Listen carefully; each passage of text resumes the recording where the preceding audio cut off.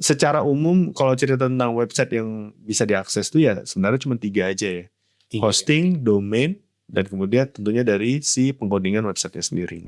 Sebenarnya saya mau cerita kalau website itu tuh sebenarnya nggak hanya bermanfaat bagi bisnis aja gitu. Oke. Nah, jadi mungkin juga penonton di sini nggak semuanya adalah pelaku bisnis, tapi juga mungkin dari sisi IT juga.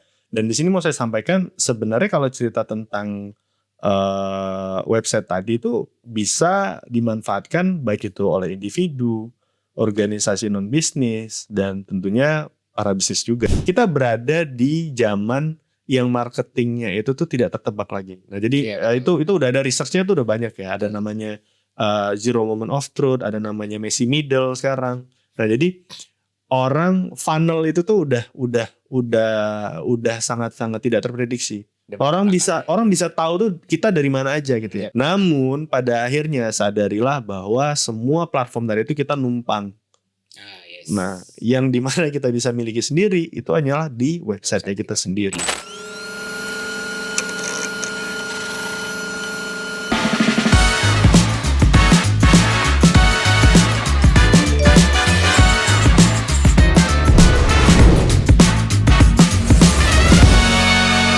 Sit back, relax, and tune in. Halo, selamat datang kembali di Technologic Journey Beyond Technology, podcast yang mengupas tuntas seputar IT dan juga non-IT dengan menghadirkan bintang tamu yang menarik, keren, dan juga inspiratif. Bersama saya hari ini Kibar Mahardika akan membahas topik yang cukup menarik sih. Jadi topiknya itu apalagi buat kamu yang pegiat UMKM atau yang mau menjalankan bisnis, topik ini jangan sampai kelewatkan. Kalau kamu lewatin. Jadi topik kita hari ini akan membahas tentang kunci sukses dalam membuat website. Nah, buat kamu yang baru nonton Technologic, jangan lupa untuk subscribe channel kita Jitu Academy Indonesia. Di situ kamu bisa ngelihat, nonton berbagai episode-episode si teknologi kita yang sebelumnya. Dan kamu juga harus nge-follow media sosialnya Jitu Academy, karena di situ kamu bakal mendapatkan informasi yang gak kalah menariknya dan gak kalah juga informatifnya. Oke? Thank you. Dan hari ini di topik kunci sukses dalam membuat website, Kibar gak sendirian nih hari ini, karena ada seperti biasa ada bintang tamu yang sangat menarik dan juga keren.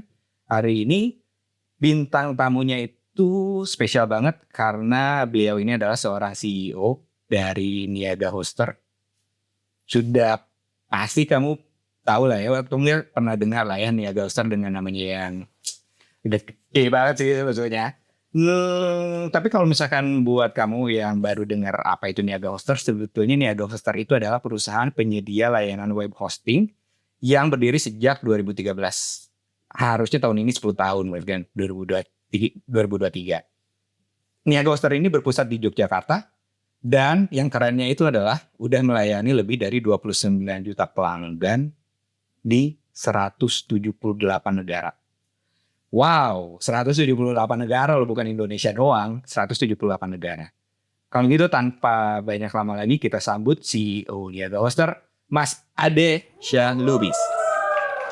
Halo. Halo Mas. Selamat siang Mas Kibar. Halo, selamat siang. Apa kabar Mas? Alhamdulillah sehat Mas. Alhamdulillah sehat. Perjalanan gimana, lancar sampai sini? Ya gitulah, macet di Jakarta tidak pernah bisa diprediksi ya. Berarti keseharian tuh sebetulnya di Yogyakarta? Betul, di Yogyakarta. Dan sekarang merasakan macetnya Jakarta. Oke, sebelum kita masuk ke topik, kita coba update dulu ya. Baik. Dari Mas Ade ini. Tadi saya dapat info, ada ngobrol-ngobrol sebelumnya. Katanya habis dari Thailand. Betul. Ada event apa tuh Mas? Di Thailand kita itu ada event di komunitas WordPress. Jadi nama event itu adalah WordCamp Asia. Jadi WordCamp Asia ini event flagship dari WordPress yang mana mendatangkan para entusias WordPress dari seluruh dunia bahkan. Nah, jadi di beberapa kontinen, di beberapa benua itu ada event flagshipnya, Asia, Europe, US dan sekitarnya. Jadi yang Asia ini yang kemarin yang pertama dan merupakan salah satu yang sangat membanggakan juga. Jadi membanggakan karena ada beberapa insan dari Indonesia itu saya kenal baik sekali dengan para organizernya yang berkontribusi langsung untuk membantu mengadakan eventnya. Dan yang sangat berkesan itu karena WordPress sendiri ini kan komunitas open source gitu ya. Jadi benar-benar mereka datang ke sana tuh dengan kecintaan mereka terhadap si projectnya ini tadi. Jadi bukan karena dibayar lah atau karena apa. Ini benar-benar bagaimana mereka tuh sangat tersentuh dengan movement dari project WordPress. Itulah kenapa kayak WordPress saat ini tuh menjadi 44% website di dunia ini saat ini berbasis WordPress ya. Wow. Nah, jadi emang karena kalau saya lihat karena kekuatan dari komunitasnya itu tadi. Nah, jadi harapannya di Niaga Hoster sendiri saya sangat terinspirasi dengan event kemarin sehingga bakal coba kita tingkatkan lagi awareness tentang seperti apa sih open source-nya si WordPress ini tadi. Dan untuk mengajak teman-teman sekalian gitu ya di sini ya untuk mengenal WordPress itu seperti apa dan bagaimana saya juga mau sharing insight-insight dari negara-negara lainnya yang di mana mereka bisa menguasai WordPress itu tadi menjadi pekerjaan sampingan yang mensupport mendapatkan penghasilan tambahan dari mereka gitu ya. Wow. Nah, jadi banyak yang seperti itu di negara-negara lain seperti di Bangladesh, India segala macam itu mereka bekerja itu statusnya. Tapi karena penguasaan mereka dengan WordPress tadi yang mudah untuk dipelajari dan resource serta dokumentasi di mana aja mereka jadi bisa memiliki pendapatan tambahan tuh, untuk membantu digitalisasi UKM-UKM tadi. Nice, sangat informatif dan juga sangat kalau untuk kedepannya itu sangat seksi gitu ya buat para UMKM atau itu berarti ya informasinya ya. Betul. Dan informasinya berarti akan diupdate di Niaga Hoster. di Niaga Hoster. Jangan sampai kelewatan. Nah, untuk hari ini kita akan membahas tentang kunci sukses dalam membuat website. Siap. Nah, sebetulnya secara fundamental lah ya. Sebenarnya si website itu tuh apa sih dan kenapa hari ini kita harus ada website gitu. Oke. Bisnis. Jadi sebelumnya Niaga Hoster dikit dulu ya. Niaga Hoster kan perusahaan web hosting. Nah, mungkin jika ada yang belum tahu web hosting itu apa, ketika cerita website tadi website itu umum ya. Website umum. Website itu adalah kumpulan dari halaman-halaman yang bisa diakses. Oke. Dengan melalui alamat tertentu ya. Alamat di digital itu kan sebutnya dengan domain. Nah, dengan domain itu bisa mengakses kumpulan dari halaman-halaman situs. Nah, menjadi satu gitu ya. Berarti buku halamannya banyak jadi satu jadi buku. Nah, situlah website pusat informasinya tadi. Yes. Web hosting adalah bisnis penyedia jasa server yang bisa meletakkan file-file dari si alamat-alamat situs ini tadi gitu. Nah, jadi perbedaannya adalah web hosting ini kita penyedia servernya, website ini adalah file-file tadi yang di-coding itu menjadi halaman-halaman dengan berbagai macam informasi dan juga user interface dan experience-nya tadi seperti apa tampilan dan penggunaannya untuk bisa diakses ke dimanapun ya. Kalau karena kelebihan dari website itu adalah karena website bisa diakses melalui internet yang mana terbuka bagi siapa aja yang terhubung dengan internet di seluruh dunia dan kapanpun gitu ya. Yes. Jadi kalau misalnya bedanya dengan offline, pasti kan ada batasan dengan jarak, ada batasan dengan cakupan jangkauan jarak tadi dan dari sisi waktu gitu ya. Jarang bisnis yang buka 24 jam gitu ya. Yeah. Nah, jadi dengan memiliki website, sebenarnya saya mau cerita kalau website itu tuh sebenarnya nggak hanya bermanfaat bagi bisnis aja gitu. Oke. Nah, jadi mungkin juga penonton di sini nggak semuanya adalah pelaku bisnis, tapi juga mungkin dari sisi IT juga. Dan di sini mau saya sampaikan sebenarnya kalau cerita tentang website tadi itu bisa dimanfaatkan baik itu oleh individu, organisasi non bisnis, dan tentunya para bisnis juga. Ya. Nah, jadi kalau misalnya kita cerita tentang manfaat, kalau misalnya cerita tentang manfaatnya, bagi individu misalnya katakan gitu ya. Misalnya kayak saya seorang IT profesional ataupun seorang pekerja kreatif. Nah, dengan memiliki website itu juga merupakan cara saya untuk bisa men-showcase dari portofolio pekerjaan hasil-hasil kerjanya saya gitu ya. Jadi kan orang jadi bisa menikmati, mengetahui lebih baik seperti apa hasil-hasil kerja saya dan lebih mudah untuk diakses oleh siapapun gitu ya. Nah, jadi hal yang sama kan sekarang ini udah dilakukan sama di sosial media. Nah, kan banyak kayak yang ngepost di sosial media segala macam. Ketika mengupload ataupun menunjukkannya itu di website, maka jadi akan lebih profesional lagi karena kalau sosial media kan tampilannya kan udah terstruktur, udah terstandar seperti itu. Ketika bikin di website, si sosok itu tadi bisa nunjukin dengan berbagai macam caranya dengan brand identity-nya dia. Jadi hal yang sama dilakukan oleh bisnis juga tadi. Misalnya bisnis ketika mereka mengupload produk, barang, jasa segala macam mereka di sosial media ataupun misalnya di marketplace, ya mereka dituntut untuk mengikuti seperti apa tampilan dan interaksi platform-platform itu tadi. Namun ketika mereka punya website sendiri, mereka bisa nunjukin kayak bisnis saya unik dengan interaksi yang seperti ini, dengan informasi yang seperti ini, maka mereka bisa menampilkan semuanya tadi. Nah, jadi berbagai macam ya. Jadi di situ juga kalau misalnya cerita tentang pribadi tadi, saya baru jalan-jalan dari event WordCamp tadi. Website tuh sangat baik digunakan untuk menjadi blog misalnya, untuk bagaimana saya bisa membagikan pengalaman ataupun perjalanan saya gitu ya.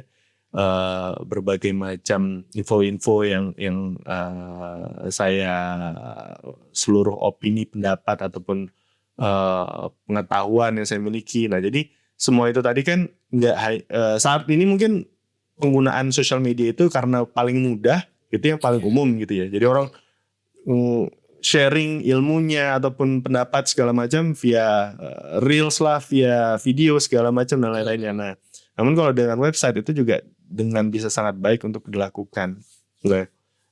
Yang terakhir pastinya tentunya untuk bisnis ya. Misalnya kalau untuk bisnis kita cerita tentang UMKM itu tadi, ketika mereka mulai go online, memiliki website, mereka bisa diakses dari manapun. Mereka tidak terbatas bisa menjangkau hanya sekitarnya aja. Mereka bisa menerima transaksi selama 24 jam. Nah, jadi ini yang sangat-sangat membuka banyak sekali possibility bagi para bisnis ini tadi gitu ya. Jadi mereka bisa melakukan promosi dari bisnisnya, menjelaskan hal-hal unik apa yang mereka miliki. Nah, dan ya kita juga bisa melihat website saat ini dipakai untuk berita misalnya ya, sharing. Jadi bukan hanya berita, opini, cerita ataupun opini pribadi dalam wujud blog, tapi semua saat ini bisa kita katakan news outlet itu kan udah ada website ya. Dan di situ yang kita sering membaca itu kan dari website itu tadi.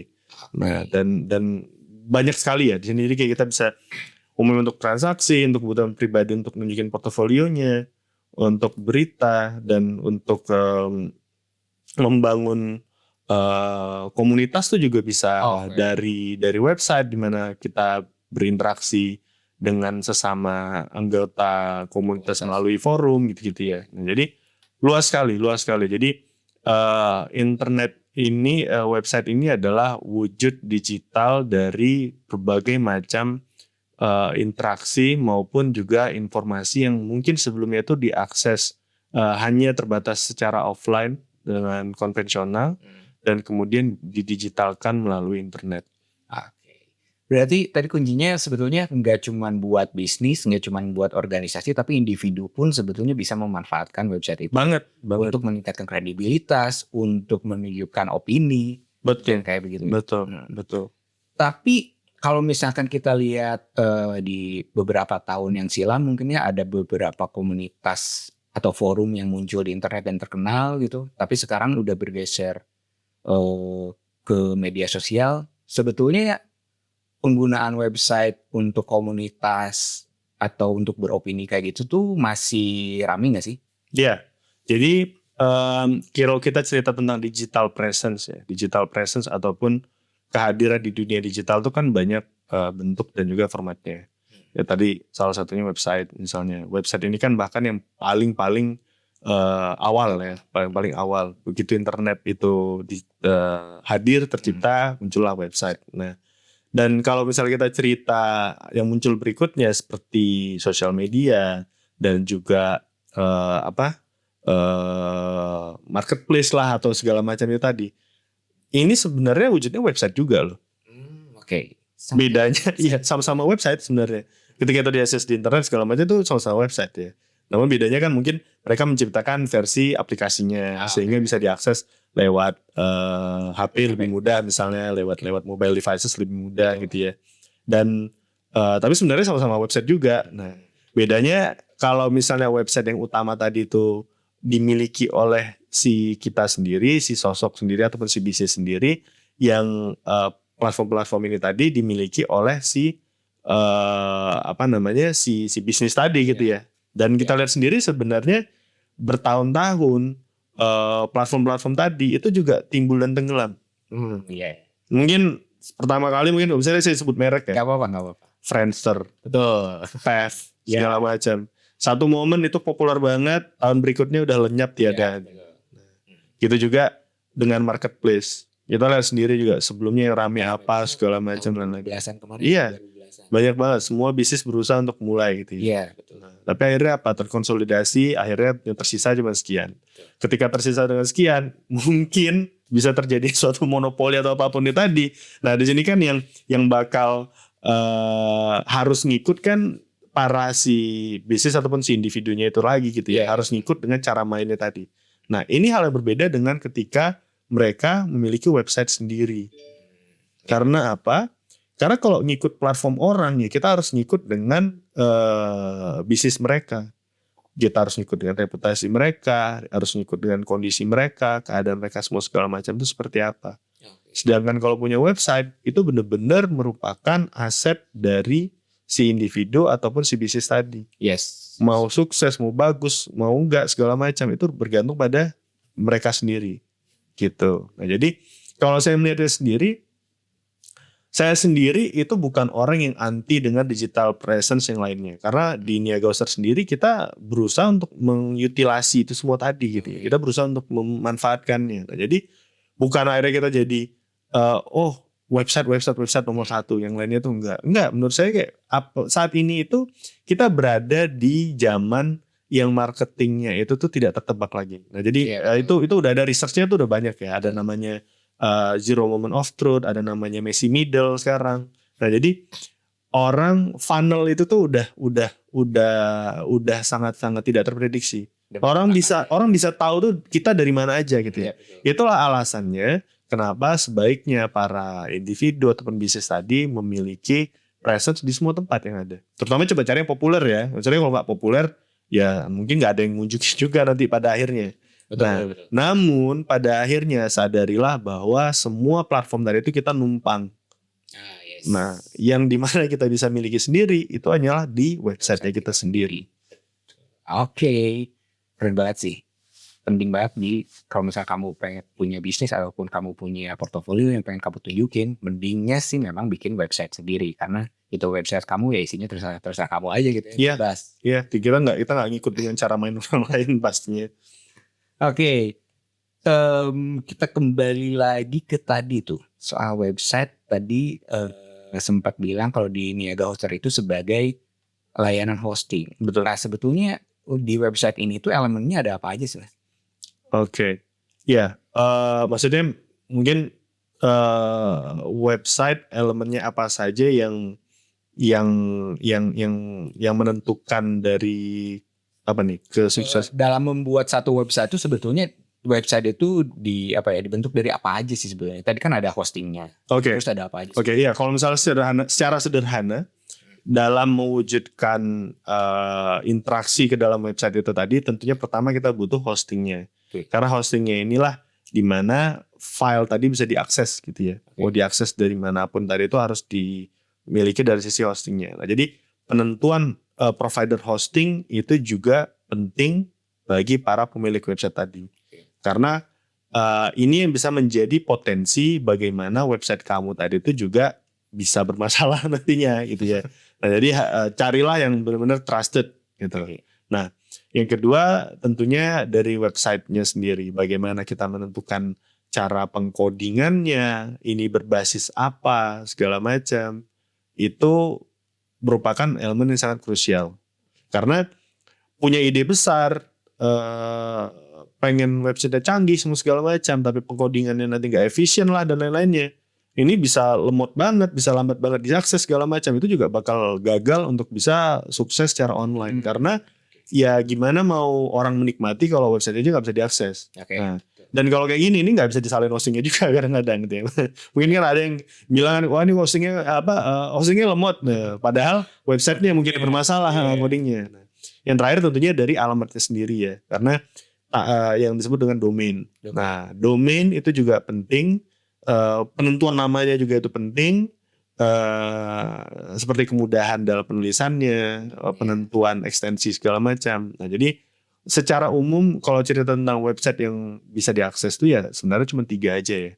Hosting, domain, dan kemudian tentunya dari si pengkodingan websitenya sendiri. Oke, jadi itu ada 3 elemen penting yang bisa yang untuk harus kamu perhatikan dalam membuat website. Nah, kalau gitu untuk membuat website yang bisa engaging, terus juga efektif untuk keperluan misalkan bisnis atau portofolio kayak gitu, itu sebenarnya tipsnya ada apa aja nih Mas? Oke, ya. Nah, jadi di sini sih dia yang bisa dibilang kayak website ini sebenarnya tuh high apa bahasanya? Mungkin kedengaran alasan kenapa orang memulai dari sosial media dan juga platform-platform yang lain karena itu jauh lebih mudah untuk dipahami dan lebih mudah untuk dikuasai gitu ya. Nah, sedangkan si website tadi ini karena punya kita sendiri dan di tangan kita sendiri juga untuk melakukan customisasi dan lain-lainnya, maka jadi lebih rumit kedengarannya gitu. Lebih effort juga. Betul. Nah, namun sebenarnya kuncinya itu mudah kok. Kuncinya itu mudah selama kita tuh benar-benar paham apa aja yang penting untuk benar-benar bisa dikuasai gitu ya. Karena kalau semua itu berhasil, bisnis yang baru lahir kemarin aja itu bisa tampil profesional dan meyakinkan, bisa setara dengan bisnis-bisnis yang lebih established sebelumnya. Berarti berdirinya sebuah website itu nggak ada pengaruhnya? Iya, tentu. Misalnya ada kita lihat sendiri sekarang di Indonesia itu banyak brand-brand indie. Oke. Saya itu sangat-sangat menghargai. Saya melihat kayak bisnis di Indonesia itu jauh-jauh lebih kreatif ya sekarang ya. Karena kelihatan nih anak-anak kreatifnya kan Indonesia kan banyak banget anak-anak kreatif. Setuju. Dan mereka udah mulai berbisnis dengan meluncurkan brand-brand indie yang luar biasa. Dan mereka paham seperti apa brand identity itu tadi. Nah, jadi brand identity yang sama tadi itulah dengan seluruh visinya mereka itu tadi bisa ditularkan ke dalam website-nya. Jadi misalnya contohnya kayak apa aja sih yang perlu diperhatikan misalnya gitu ya. Pertama dari sisi layouting dari website-nya. Nah, layout seperti apa tampilannya itu tadi ya. Kayak yang paling umum nih, misalnya kita kan juga harus ngeletakin ataupun nunjukin informasi yang umum ya. Karena kalau misalnya terlalu nggak umum, orang jadi kesulitan untuk. Jadi website yang baik itu secara singkat itu adalah mudah untuk diakses, mudah untuk dicerna informasinya, mudah untuk bisa bertransaksi ataupun berkomunikasi. Sesimpel itu aja sebenarnya. Kalau mudah untuk diakses tadi dari sisi hosting dan juga dari sisi seperti apa efisiensi dari pengkodingannya gitu ya. Mudah untuk informasinya. Nah ini nih, mudah untuk informasi ya secara dari sisi tata layoutnya dulu. Tata layoutnya tuh yang umum misalnya contohnya di bagian atas navigasinya jelas. Nah mau nunjukin apa nih halaman apa, mau nunjukin tentang apa. Misalnya pergi ke nunjukin layanan ini. Terus produk ini mau ngasih tahu kontaknya di mana segala macam itu kan umumnya navigasi itu ada di atas gitu ya. Nah setelah dari navigasi di atas baru di bawah bagian setelah navigasi itu adalah hero biasanya kita sebutnya hero image itu disinilah value proposition pertama dari bisnis tadi itu harus dipajangkan. Misalnya kayak ini kalimat yang paling powerful tuh harus disampaikan di situ. Nah, jadi kalau misalnya bisnis ataupun sosok kamu tuh bisa disebutkan dalam satu kalimat paling powerful, disitulah wujudnya. Oke. Baru diikuti lagi dengan section-section yang lainnya. Nah, jadi pertama tadi dari sisi informasi harus jelas gitu ya. Nah, jadi copywriting kita sebutnya itu cara untuk mengemas cara penjelasan apa sosoknya kita ataupun apa produk yang mau ditampilkan segala macam. Nah, ini tuh harus bisa dituliskan dengan baik-baiknya, sebaik-baiknya. Itu kenapa sekarang ini ada fungsi spesialis sendiri copywriter. Copywriter tuh lagi laris banget tuh karena mereka sosok-sosok cerdas yang bisa mengubah kalimat sederhana menjadi kalimat yang menggugah gitu ya. Nah, jadi penting sekali untuk memiliki kalimat yang menggugah. Nah, dan kalau cerita tentang memajang informasi tadi selain dari wujud teks, ya tentunya dengan gambar itu juga harus bagus. Gitu ya. Misalnya kayak contohnya gambar itu juga harus diambil dengan hal yang dengan cara yang sangat profesional gitu ya. Karena kok kayak sekedar ngupload aja, nggak ada peduli untuk bisa diedit sedikit gambarnya supaya jadi lebih rapi, lebih mulus segala macam. Jangan ngeblur lah ya. Betul.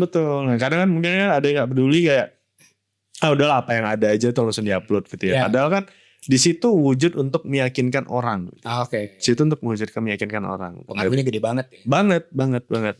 Nah, jadi di situ dari sisi gambarnya dan kemudian pastikan lagi di setiap semua informasi yang kita sampaikan itu harus ada yang namanya call to action. Call to action. Call to action itu apa? Apa tuh? Itu adalah dalam wujud button, umumnya button, yang mana orang bisa langsung aksi untuk kalau dia tertarik dengan informasi itu tadi, apa nih yang bisa dilakukan? Misalnya contohnya nunjukin produk. Nah, ya tombol beli misalnya. Nah, jangan sampai kita udah nawarin, kita udah jelasin informasi, tapi nggak dikasih tahu nih cara untuk bisa langsung transaksi gimana. Iya. Gitu. Cuman baca doang tapi nggak disuruh apa-apa gitu. Betul. Itu kan kayak gitu. Itu kan sayang banget ya. Nah, jadi semua informasi tadi itu harus jelas. Nah, kenapa semua informasi tadi disampaikan seperti itu? Karena ini akan berpengaruh juga terhadap dari sisi kualitas websitenya. Kalau informasi jelas, tampilannya bagus, orang mau bertransaksi, orang pasti otomatis bakal lama ya berada di website itu tadi. Iya. Orang bakal lama betah gitu bahasanya. Makin banyak interaksinya di dalamnya. Mereka betah, mereka berinteraksi di situ sehingga oleh si mesin pencari, kan kita kan sebenarnya traffic yang paling kita coba dapetin coba kita unggulkan dari website ini kan dari search engine ya, dari Google lah gitu ya. Di situ kita akan si Google akan mengenali si website ini tadi sesuatu website yang bagus. Sehingga mereka akan lebih mempromosikannya lagi di mesin pencari. Jadi kita bisa muncul di halaman pertama lah ya. Iya. Idaman semua. Bukan hanya pertama, kita mengejar untuk berada di posisi paling atas bahkan. Oh yes. Banyak juga ya Mas itu tadi elemen-elemennya. Yang penting itu tadi secara layout, secara informasinya, dan secara aksesibilitasnya. Betul. Tapi selain itu ada lagi? Iya. Jadi tadi saya sampaikan informasi jelas. Terus kemudian ketika user itu betah, itu merupakan pencapaian terbesar dari pemilik website gitu ya. Nah, dan dua hal lainnya yang terpenting lagi itu adalah pertama bagaimana mobile friendliness-nya. Mobile friendly. Jadi supaya bisa diakses dari berbagai macam device gitu ya. Nah, kita pengen memastikan itu jangan sampai hanya bisa diakses melalui satu device aja, lewat laptop aja atau komputer di PC aja. Karena kalau misalnya gagal jadi kita kalau misalnya melakukan seperti itu, kita berarti membatasi traffic ataupun pengunjung dari device-device yang lainnya. Gitu ya. Nah, jadi mobile friendly itu perlu dipastikan tampil secara bagus di berbagai macam device. Nah, yang terakhir terakhir nih yang penting dan jangan sampai kelewatan itu ya, mengenai dari sisi optimalisasi kecepatan websitenya. Nah jadi karena gini, jadi kadang-kadang punya ide bagus banget nih untuk bikin websitenya ya. Jadi kayak dibikin tampilannya bagus lah, gambarnya bagus, tipografinya unik, estetik banget segala macam. Tapi saking estetik, saking gambarnya tadi high res segala macam dibikin, ini berat banget nih website gitu. Dia bikin segala macam tapi ukuran satu halaman aja tuh udah 20 mega, 20 megabyte gitu. Jadi ya padahal rule of thumb-nya dari orang mau website, ngakses website itu di bawah, harus bisa ke load paling lama tuh di bawah 10 detik gitu. Nah, Catat harus di bawah 10 detik. Iya. Oke tuh. Iya, bahkan kayak 6 detik tuh adalah salah satu syarat yang terbesar itu. Jadi gimana caranya kita bisa menunjukkan semua informasi dengan baik itu tadi, dan tapi dengan tidak mengorbankan kecepatan dari aksesnya gitu. Jadi kalau yang seperti itu jangan salahin hostingnya juga, karena apa? Itu dari pengkodingannya tadi gitu. Gitu. Jadi satu lagi terakhir tipsnya adalah, kadang mungkin orang nggak langsung mau beli ataupun langsung mau bertransaksi berinteraksi dengan kita gitu ya. Tapi gunakanlah cara supaya kita tetap bisa mengumpulkan kontak mereka. Minimal seperti misalnya email. Jadi mungkin pernah ya datang ke website pas mau cabut tuh ya, mau nutup atau apa tuh muncul form.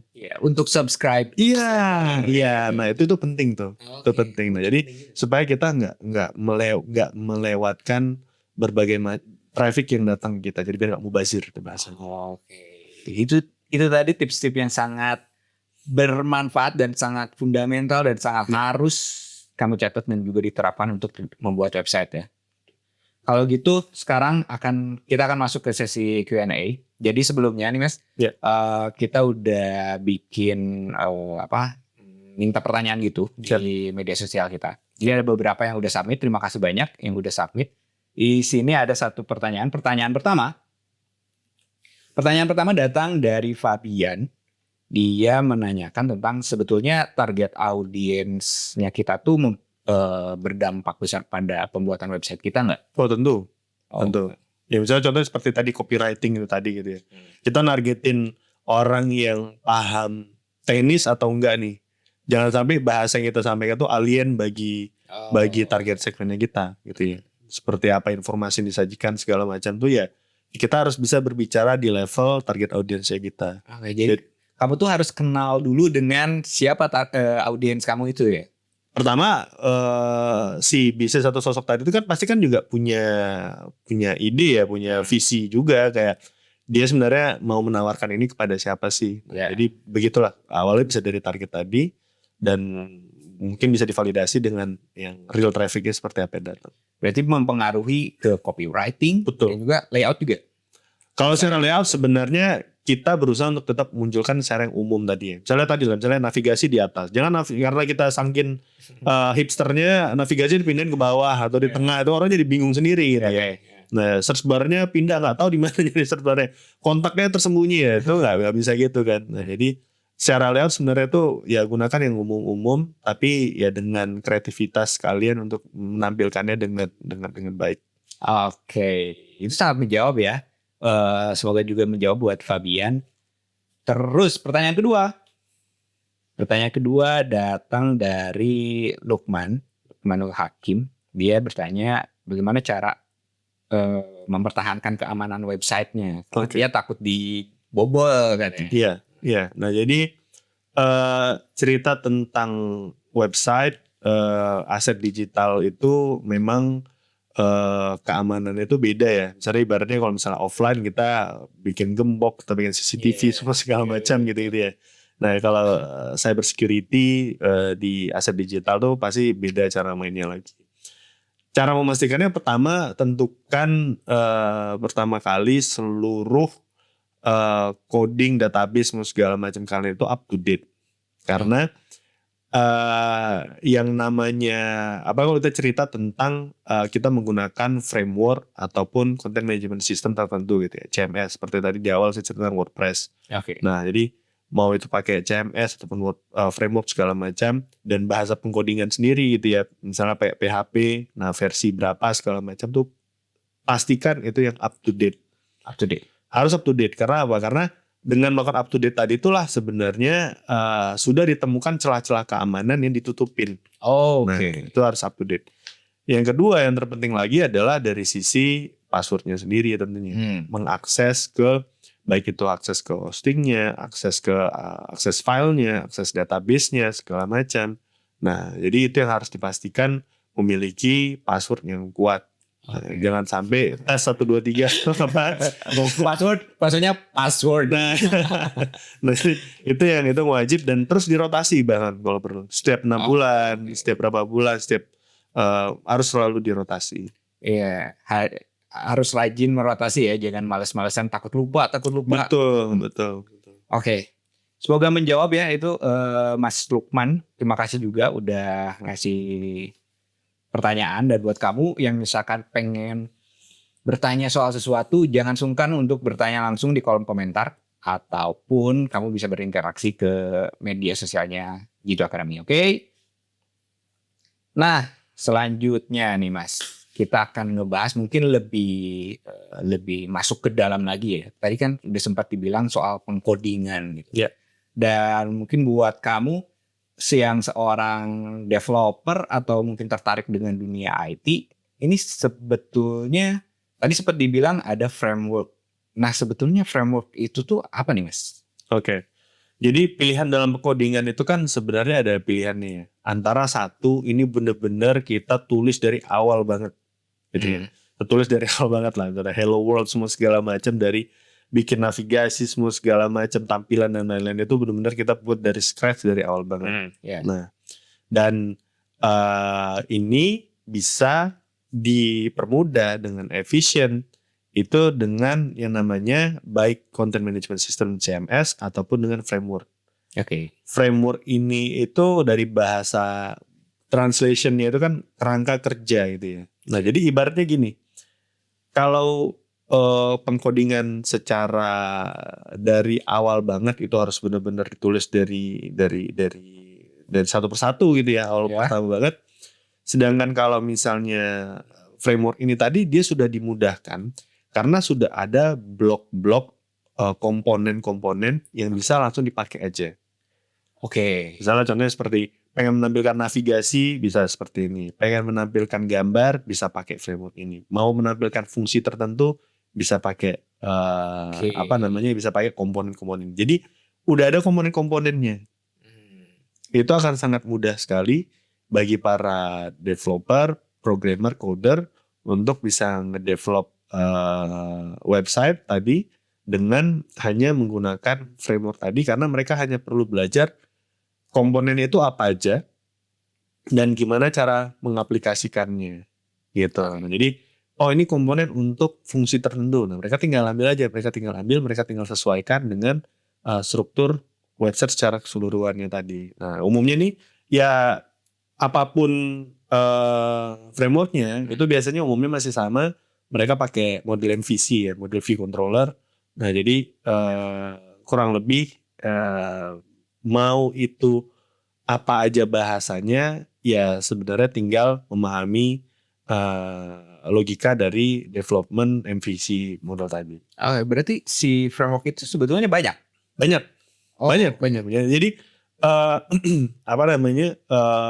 bisnis-bisnis ataupun suatu organisasi gitu, mereka berlomba-lomba juga Mas. Mereka berlomba-lomba untuk ngedevelop framework yang bakal populer gitu ya. Okay. Tapi biasanya kalau yang paling banyak digunain itu apa tuh? Nah, ini kan sebenarnya tergantung juga dari bahasanya dulu. Nah, karena dia kan dari bahasanya gitu ya. Jadi mudahnya ini kan kayak framework ini kan kayak paket-paketan gitu ya, paket-paket mudah gitu. Jadi kalau dalam pembuatan website, framework tuh umumnya framework JavaScript, framework CSS, dan lebih umumnya lagi framework PHP-nya lah. Gitu ya. Nah, jadi pemrograman bahasa PHP gitu ya. Nah, jadi masing-masing dari bahasa pemrograman tadi itu ada framework-framework populernya sendiri juga. Nah, sebetulnya si framework ini dengan kita bilangnya apa ya? Template. Ya, saya punya bahasa teh. bahasa. Tapi template mungkin terlalu, template secara struktur ya. Tapi kalau template website secara total gitu, ya kurang tepat juga sih. Tapi kalau gitu, misalkan kalau yang framework berarti buat orang-orang yang misalkan dia ngerti bagaimana bagaimana coding, ya kan? Ya. Gitu. Tapi kalau misalnya buat orang yang awam, itu tuh bisa menggunakan template-template yang beredar gitu. Ya bisa. Jadi penggunaan framework ini tadi, jadi gini, kalau nulis dari awal itu kan si coder tadi, programmer tadi bisa bekerjanya sesuka hatinya gitu ya. Mau se-custom apapun bisa gitu ya. Nah, tapi udah ada framework di pasar itu yang orang-orang pinter tadi itu udah bikin komponen atau bahasa sederhana template tadi yang dengan fungsi-fungsi udah bagus juga gitu ya. Jadi tinggal dipakai, tinggal mungkin dikustomisasi sedikit itu juga bisa.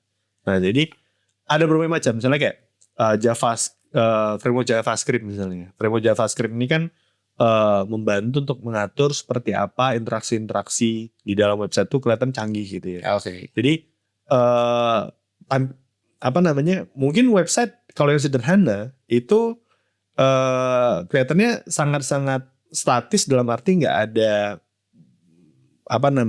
pergerakan lah segala macam gitu ya. Tapi dengan menciptakan yang lebih dinamis seperti JavaScript tadi itu interaksi bisa jadi lebih kompleks, bisa jadi kelihatan lebih canggih segala macam. Nah di saat ini tuh banyak yang populer. Misalnya ini perkembangannya cepat banget juga ya, sama kayak sosial media segala macam itu tadi. Jadi kayak framework yang populer pada saat ini mungkin saya jelasin tuh belum tentu bakal masih relevan setahun ke depan ya. Nah jadi kalau kayak di framework JavaScript misalnya gitu, itu ada Vue.js, ada React.js, dan yang paling populer saat ini itu berdasarkan kemarin saya ngecek dari Statista itu ya, yang paling populer saat itu ada di Node.js. Di Node.js. Dan sebetulnya itu tinggal terserah si developernya aja ya mau pilih. Betul. Misalnya itu tergantung dari familiaritasnya dia seperti apa dan juga kemauan beliau untuk belajarnya aja. Gitu. Sulit gak sih? Ya sulit enggaknya relatif ya. Misalnya udah pasti kan tetap harus belajar coding gitu ya. Dan sebenarnya saya sendiri juga dulu backgroundnya, tapi saya udah lama banget nggak langsung hands on untuk coding. Ya tinggal mempelajari library-nya aja sih. Kayak ini tuh fungsinya apa, ini tuh bikin apa. Kalau mau dimodifikasi ini maunya bisanya seperti apa. Nah jadi dari sisi kreativitasnya seperti itu. Nah jadi popularitas framework tadi ini dipengaruhi oleh seberapa lengkap library-nya, dokumentasinya, penggunaannya itu seperti apa, dan bagaimana performanya itu ketika diimplementasikan. Nah, jadi tadi saya sebutin yang ini ya, yang JavaScript. Framework itu kalau CSS untuk nunjukin tampilan dari sisi CSS itu kan kalau di website itu untuk men-styling dari berbagai elemen website-nya. Contoh kayak warna segala macam tuh ditentuin pakai CSS itu tadi. Nah, CSS itu ditulis dari awal bisa, pakai framework juga bisa. Nah, kalau dari zaman dulu kayaknya sampai sekarang tuh juga masih ada yang pakai tuh Bootstrap namanya. Bootstrap CSS dan banyak lagi sih. Saya sendiri bahkan nggak terlalu ikutin lagi kalau cerita CSS. Makin sekarang makin lebih banyak atau makin gimana? Sebetulnya. Iya. Jadi ya tadi banyak yang berlomba-lomba gitu ya. Banyak berlomba-lomba untuk bikinnya, walaupun banyak yang nggak sukses. Karena yang benar-benar bisa bikin sukses itu adalah bagaimana mereka bisa memupuk library supaya banyak dokumentasi dan hasil akhirnya ini tuh seberapa baik gitu ya untuk performa dari websitenya. Nah tadi JavaScript, CSS, dan terakhir PHP sendiri. Nah ini kalau PHP-nya JavaScript tadi kan dari sisi interaksi, kalau CSS stylingnya, kalau PHP sendiri, PHP itu ya untuk pengkodingan dari website utamanya gitu ya. Nah dari PHP sendiri itu banyak yang populer juga. Kalau dulu itu ada yang rame pakai kayak CodeIgniter, CodeIgniter gitu ya. Sekarang yang lagi rame banget itu Laravel. Laravel. Oke. Jadi Laravel. Nah, jadi seperti di Niaga Hoster, di kita itu hostingnya itu sudah support untuk Node.js dan seluruh PHP framework seperti CodeIgniter dan juga Laravel itu tadi. Oke, berarti mungkin buat orang yang awam tentang IT mungkin agak apa nih, ada JavaScript, ada PHP, ada CSS, mungkin terasa jadi makin apakah sesulit ini bikin website? Sebetulnya enggak ya, nggak sesulit itu ya. Enggak, ya framework tadi itu kan bagi mereka yang ingin memiliki kustomisasi website yang lebih kompleks lah bahasa gitu. Ketika misalnya informasi yang mau disampaikan tuh rumit, mau menampilkan dengan sangat kustomisasi gitu ya. Tapi kan sebenarnya banyak bisnis itu yang lebih sederhana sebenarnya, nggak butuh yang sekompleks itu tadi. Nah, sehingga seperti apa tadi saya sampaikan, selama informasinya dapat lah, selama bisa diakses segala macam, tuh website yang sangat sederhana tanpa perlu menguasai tadi itu juga bisa. Nah itu kenapa kayak framework itu dipelajari oleh para coder, itu benar-benar coder ya. Maksudnya saya nggak berharap UMKM belajar sampai sejauh itu ya. Oke. Nah tapi kalau untuk UMKM sendiri itu ya banyak content management system, nah itu CMS. CMS. Contohnya tadi yang terpopuler di dunia saat ini adalah CMS WordPress. Nah kalau WordPress itu UMKM itu bisa banget untuk pelajari, itu mudah banget. Di kita sendiri di Niaga Hoster itu 80% dari websitenya di hostingnya di Niaga Hoster itu adalah WordPress. Karena saking mudahnya bagi para UMKM aja tuh juga bisa langsung install, mereka bisa langsung edit, itu ada namanya Gutenberg, itu udah langsung secara layouting mereka bisa ngedit di depan, jadi udah kayak ngedit sosial media juga. Segampang itu. Segampang itu. Oke, sangat menarik ya berarti. Buat kamu misalkan yang punya mau jalanin bisnis atau UMKM, bisa tinggal menggunakan penyedia seperti WordPress gitu ya. Karena itu akan lebih mudah untuk kamu dalam membuat website. Tapi untuk kamu sebagai coder, developer, atau yang punya minat tinggi dengan IT, kamu bisa belajar tentang bikin website, tentang kerangkanya, frameworknya, CSS, JavaScript, dan lain-lainnya. Sebenarnya banyak sih sumber ilmu yang bisa didapat ya. Bisa nonton YouTube, dengerin podcast ini gitu, ataupun bisa ikutan kursus-kursus online yang banyak beredar di luar sana. Nah, sebetulnya masih banyak perbincangan yang seru dan bisa digali ya sebetulnya ya. Cuman karena waktu yang harus memisahkan kita, udah cukup lama juga kita ngobrol-ngobrol ya, Mas Ade. Pembahasan tadi merupakan pembahasan terakhir di podcast hari ini. Terima kasih buat Mas Ade. Terima kasih banyak udah berkesempatan memberikan waktunya dan memberikan ilmunya pada penonton teknologi. Semoga hasil obrolan kita tuh ada manfaatnya gitu ya, bisa diterapkan oleh kamu para penonton juga para pendengar yang ada di platform Spotify. Oke, kalau gitu jangan lupa untuk subscribe dan juga follow media sosial kita di Instagram dan juga Facebook, ada Jitu Academy Indonesia. Di YouTube-nya channel kita itu Jitu Academy Indonesia juga. Jangan lupa subscribe channel kita. Jangan lupa juga untuk subscribe Niaga Hoster, dan jangan juga lupa untuk follow media sosialnya Niaga Hoster. Kalau gitu, saya Kibar Mahardika. Saya Adesya Lubis. Pamit undur diri. Sampai jumpa. Sampai jumpa. Thank you.